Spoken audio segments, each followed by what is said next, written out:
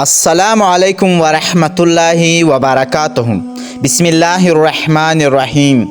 علی بن سفیان کی چہرہ شناس نگاہوں نے زخمی قیدی کو دیکھا اور کہنے لگا یہ تو وہی قیدی تھی جسے سلطان کی سپاہیوں نے سمندر کی کنارے پکڑا تھا، جو کہ صلیبی مالدار تاجر تھا اور زخمی کی بیس میں سلطان کی قید میں آ گیا تاکہ سلطان کی جاسوسی کر کے کمزوری تلاش کر سکے، مگر اب اس کی ارادے خاک میں ملنے والے ہیں۔ رابن بیٹا ہوا تھا، اس نے علی بن سفیان کو دیکھا اور فوراً ہی کرانے لگا جیسے اسے درد کا اچانک توڑ پڑا۔ علی نے اسے کندھے سے پکڑا اور خیمے سے باہر لے گیا۔ اس سے پوچھا، رات کو ایک قیدی لڑکی اس خیمے میں آئی تھی؟ یہ عجیب نظروں سے دیکھنے لگا جن میں حیرت تھی اور ایسا تاثر بھی تھا جیسے وہ کچھ سمجھا ہی نہ ہو۔ علی بن سفیان نے اسے آہستہ سے کہا کہ تم میری زبان سمجھتے ہو دوست؟ میں تمہاری زبان سمجھتا ہوں، بول سکتا ہوں، لیکن تمہیں میری زبان میں جواب دینا ہوگا۔ رابن اس کا منہ دیکھتا رہ گیا۔ علی نے سنتری سے کہا، اسے خیمے سے باہر رکھو۔ علی بن سفیان چلا گیا اور قیدیوں سے ان کی زبان میں پوچھا، رات کو لڑکی اس خیمے میں کتنی دیر رہی تھی؟ اپنے آپ کو اذیت میں نہ ڈالو۔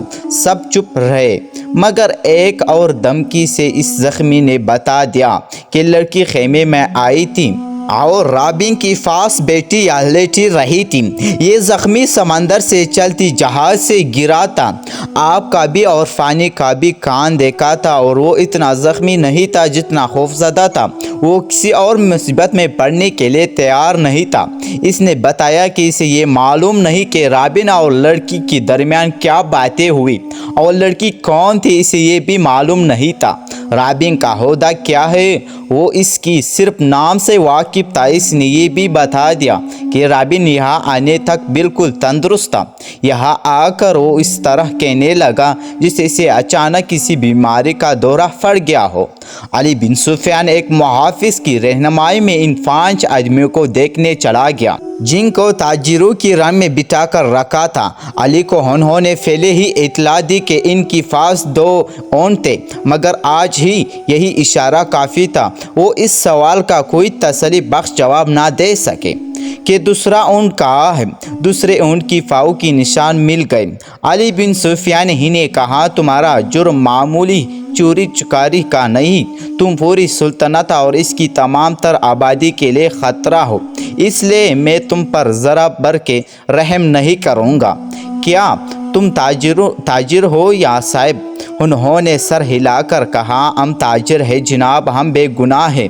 علی بن سفیان نے کہا، اپنے ہاتھوں کے ہتھیلی کو الٹی طرف میرے سامنے کر دو۔ 5 نے ہاتھ الٹی کر کے آگے کر دیے۔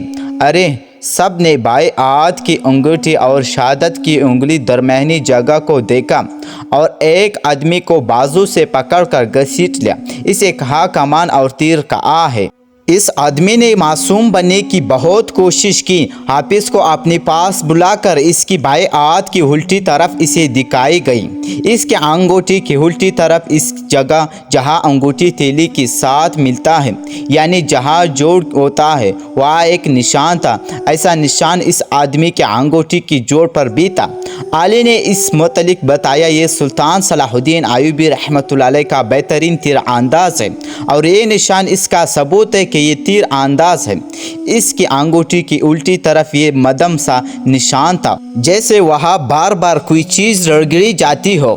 یہ تیر کی حرکات رائٹ بکنگ کی تیر دائیں ہاتھ سے پکڑا جاتا ہے، کمان بائیں ہاتھ سے پکڑی جاتی ہے۔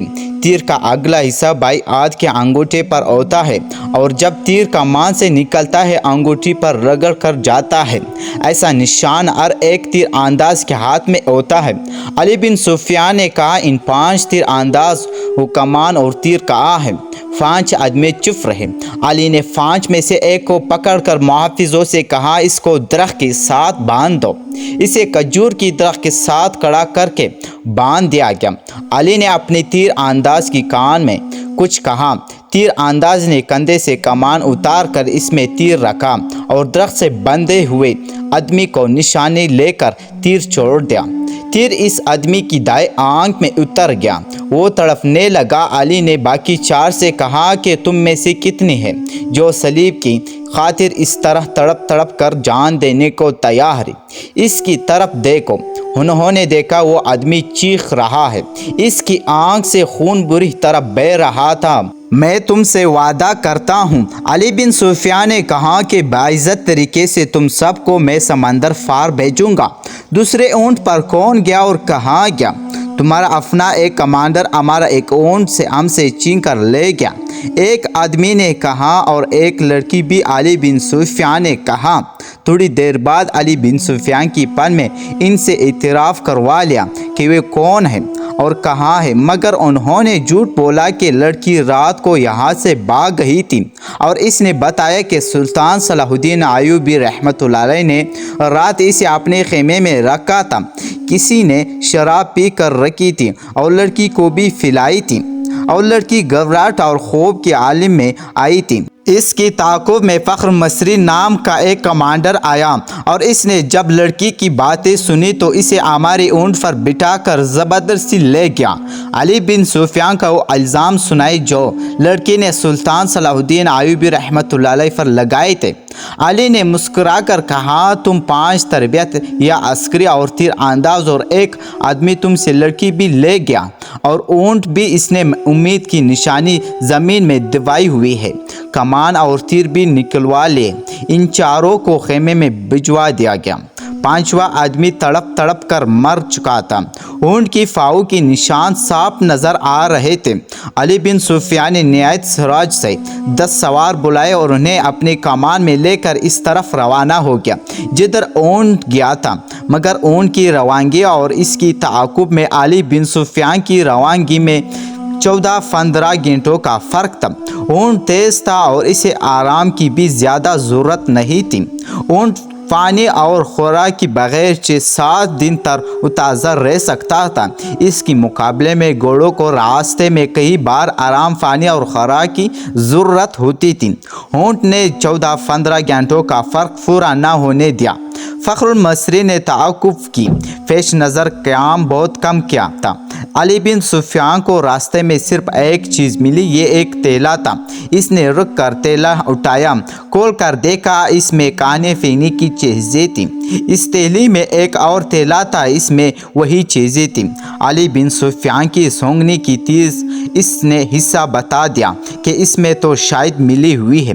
اسے آثار ملی جن سے پتہ چلتا ہے کہ یہاں اونٹ رکھا اور سوار بیٹھے ہیں۔ کھجوروں کی گٹھیاں پھیلوں کے بیچ اور چلکے بھی بکھرے ہوئے تھے۔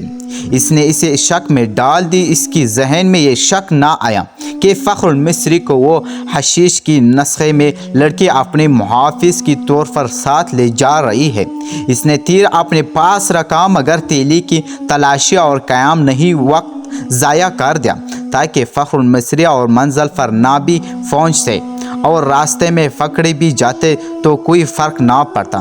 سوڈانی لشکر میں ناجیہ اور ان کی ساتھ جو ذہین بنا چکے تھے وہ اثر گر گیا تھا۔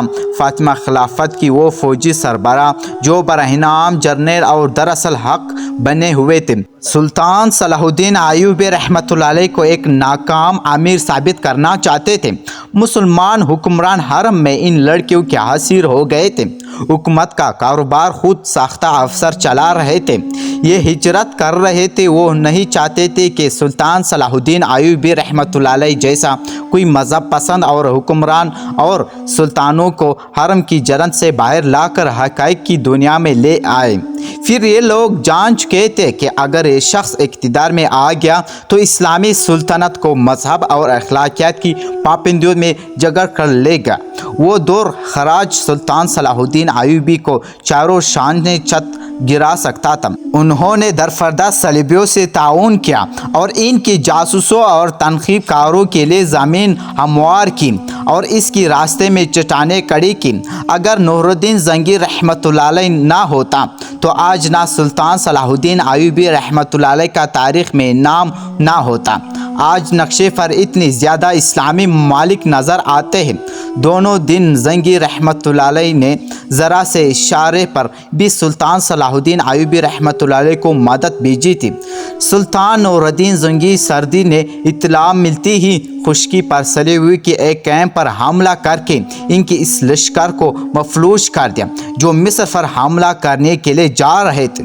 سلطان صلاح الدین ایوبی رحمۃ اللہ علیہ کا نظام جاسوسی ایسا تھا کہ اس نے صلیبیوں کا بیڑا غرق کر دیا۔ علی بن سفیان نے زندگی کی طرح برق رفتار قاصد یہ خبر دینے کے لیے دوڑا دیے تھے کہ مساوات کا خطرہ اور ہماری فوج کم بھی ہے تو اس میں مشکل ہو رہی ہے۔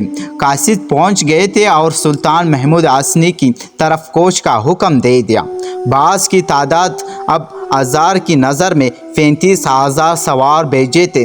بہرحال سنگی نے اپنی مشکلات اور ضروریات پر سلطان صلاح الدین ایوبی رحمۃ اللہ علیہ کی مشکلات اور ضروریات کو ہمت دی اور اولت دی، مگر اس پہنچ کو پہنچنے کے لیے بہت دن درکار تھے اور دیگر سرکردہ شخصیوں نے دیکھا کہ مصر میں سلطان صلاح الدین ایوبی رحمۃ اللہ علیہ کے خلاف سلطان اور بغاوت پھوٹ رہی ہے تو انہوں نے اسے ہوا دی۔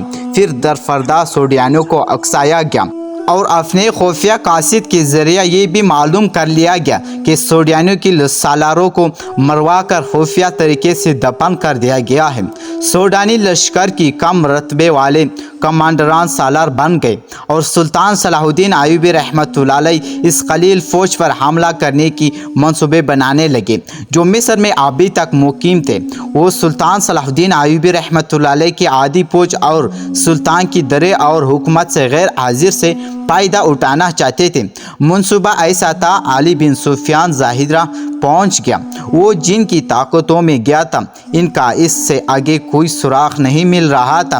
اس نے اپنے ان جاسوسوں کو بلایا جو اس نے سوڈانی ہیڈ کوارٹر اور فوج میں چھوٹ رکھے تھے، اور ان میں سے ایک نے بتایا کہ گزشتہ رات ایک اونٹ آیا تھا، اندھیرے میں کچھ نظر نہ آ سکا تو 2 سوار تھے، ایک عورت اور ایک مرد۔ جاسوس نے یہ بھی بتایا کہ وہ کون سی عمارت میں داخل ہوئے تھے۔ علی بن سفیان کو کچھ اختیار حاصل تھا کہ وہاں چھاپہ مارتا۔ سوڈانی فوج سلطنت اسلامیہ کی فوج کی نسبت کوئی آزاد فوج نہیں تھی، مگر علی نے اس خطے کی پیش نظر اسے جلتی فرتیل کا کام کرے گا۔ اس کا مقصد صرف یہ نہیں تھا کہ ممبئی اور فخر مصری کو گرفتار کرنا ہے، بلکہ اصل مقصد یہ تھا کہ ان کی قیادت کے عزائم اور آئندہ منصوبے معلوم کی جائے تاکہ پیش بندی کی جا سکے۔ اس نے اپنے جاسوسوں کو نئی ہدایت جاری کی اور ایک جگہ قیام کیا۔ دوستو اسی ویڈیو کا دوسرا پارٹ میں جلد اپلوڈ کر لوں گا۔ اگر آپ لوگوں نے اسی ویڈیو کو لائک نہیں کیا تو ویڈیو کو لائک کر کے